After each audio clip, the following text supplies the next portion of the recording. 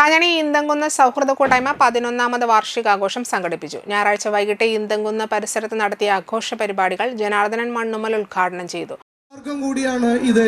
കാരണം ഇന്ന് അച്ഛനമ്മമാരൊക്കെ വളരെയധികം പേടിച്ച് ജീവിക്കുന്ന ഒരു കാലഘട്ടം കൂടിയാണ്. വളർന്നു വന്നാൽ അവരുടെ സാഹചര്യങ്ങൾ മാറിപ്പോകുമോ എന്നുള്ളത്. അതിൽ നിന്നും ആ ദിശയിൽ നിന്നും അവരെ മാറ്റിമറിക്കുന്നതിന് വേണ്ടി ഇത്തരത്തിലുള്ള കലാകായിക പ്രോത്സാഹനങ്ങൾ നൽകിക്കൊണ്ട് ഒരു സാമൂഹ്യ ക്ഷേമ മനസ്സുകൾ ഉണ്ടാക്കിയെടുക്കുന്നതിന് വേണ്ടി ഒരു പരിവർത്തനത്തിൻ്റെ തുടക്കം കുറിച്ചുകൊണ്ടാണ് ഇന്ന് ഈ വേദി ഇവിടെ ഉണരുന്നത്.